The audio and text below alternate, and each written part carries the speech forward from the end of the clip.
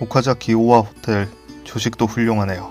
식사를 하며 창밖을 보니 걱정이 피어오릅니다. 하염없이 계속 내리는 비. 지도를 보니 일본 열도를 거의 덮어버린 비구름이 보이네요. 그래도 가야죠. 오전 11시. 오늘은 지류시로 향합니다. 렛츠고. 사실 비가 좀 멎으면 가려고 했는데 멈출 생각을 안 하네요. 비 때문에 더 멈출 수는 없습니다. 이 정도의 비는 작은 시련일 뿐. 골목길을 지납니다. 나무판으로 만들어진 벽이 물을 머금어 만들어진 짙은 갈색. 종종 보이는 이파리의 푸르름. 우산 위를 타격하는 빗방울. 그리고 그 소리가 조금은 이 여름의 더위를 식혀줍니다. 빗속에서 누구도 없는 골목을 지나는 것은 꽤나 즐거운 경험이네요. 다리를 건넙니다. 실잡교. 회색빛 하늘, 회색빛 강, 그리고 짙은 초록의 숲풀은 조금 음산한 분위기를 형성해 저를 긴장 속에 걷게 만듭니다. 저 멀리에서 서로 마주치는 전철이 이 적막함을 잠시 환기시켜줍니다.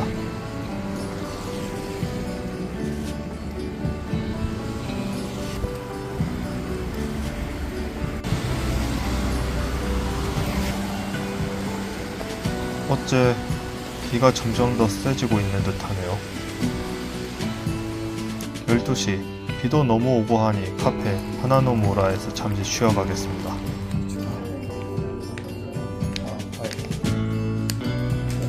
불교풍의 짙은 카페입니다. 카페뿐만 아니라 마사지실, 기도실 같은 데도 있었습니다. 불교의 신비함이 이곳을 여느 카페와 다른 분위기를 풍기게 해줍니다.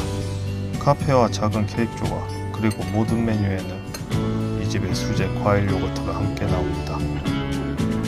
이 과일 요거트가 참 별미였습니다. 비가 멎었네요. 1시 30분 다시 출발합니다.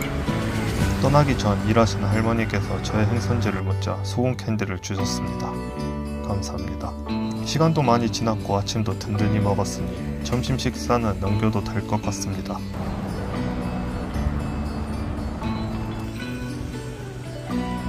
오후 2시 10분 세븐일레븐에서 카라피스 소다 한 사발에 하고 갑니다. 다시 이동합니다.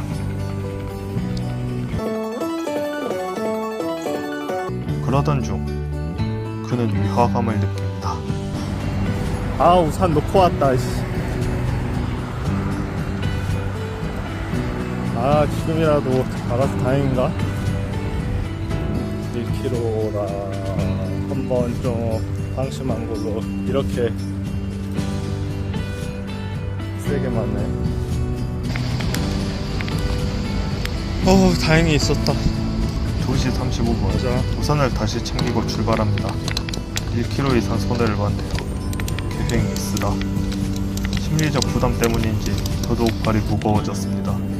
요 며칠간 꾸준히 걸어왔고 밤에 폭우 걱정도 있으니 오늘은 좀 쉬어가는 것이 좋지 않나 생각합니다.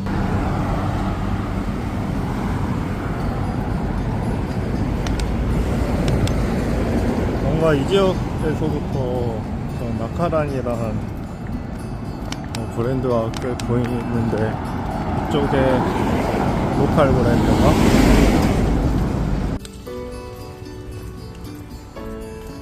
지류시가 가까워서 잉어가 있는 건가요? 바닥바닥. 신안조 거리를 지납니다. 이곳이 일본의 신안입니까? 이 지역명은 원래 안쇼였습니다. 안쇼는 편안할 안에 상서로운 상으로 이루어진 지역명이었습니다. 평화로운 시간을 규현했던 이름으로 보입니다. 이 지역은 서쪽에서 들어오는 오다 노부나가의 공격을 막는 핵심 거점이었습니다. 과거 이쪽의 핵심 방어선인 안조성은 그 역할을 톡톡히 수행했습니다. 어느 지역보다 치열한 전투가 오갔던 곳. 그랬기에 역설적으로 더 평화로운 이름을 붙이고 싶었을지도 모르겠습니다.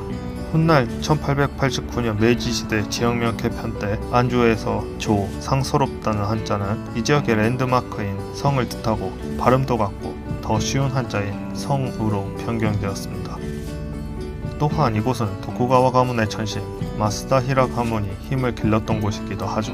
마침 저도 오늘은 여정을 마치고 다음 여정을 나아갈 힘을 확보해야겠네요.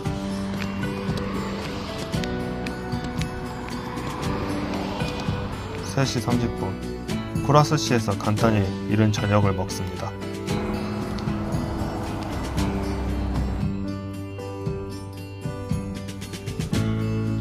4시 40분 지류시에 진입합니다. 지류, 알지의 설립. 지식의 메카인가 싶은 단어의 구성이지만 원래 한자는 연못지의 잉어리였습니다. 이 지역에 있는 유명 신사 지류신사에 연못에 잉어를 보복한 이들이 많아 이름이 이렇게 남아있게 되었습니다.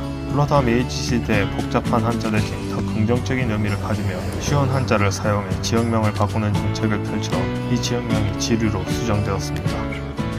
목표 지점에 가까워지니 발이 너무 아프네요. 여러분 이런 적 있으시나요? 고속도로에서 화장실이 엄청 급해져서 기사님께 사정을 이야기하니 앞으로 10분 후에나 도착할 것 같다고 말씀하실 때 8분까지는 참을만 한데 1, 2분 남았을 때가 고통의 피크인 것처럼 목표에 가까워지니 더 고통스러운 그 상황. 만약 제 목표 지점이 이 3km 후였다면 전 지금 이 수준의 고통을 느끼고 있었을까요? 혹은 이 3km 이후에 이 수준의 고통을 느꼈을까요? 아마 그 이후이겠죠? 중추 지배자 이론이란 게 있습니다. 운동 중 발생한 신체적 고통은 몸이 진짜 한계인 게 아니라 뇌가 이 행위를 더 이상 진행하면 위험하다 판단해서 미리 경고하라는 식인 것. 진정한 육체적 한계 이전에 고통을 배치해 육체적 손상을 미리 차단하는 겁니다. 뇌의 예방 시스템이기도 하지만 한계를 낮추는 가짜 경고창.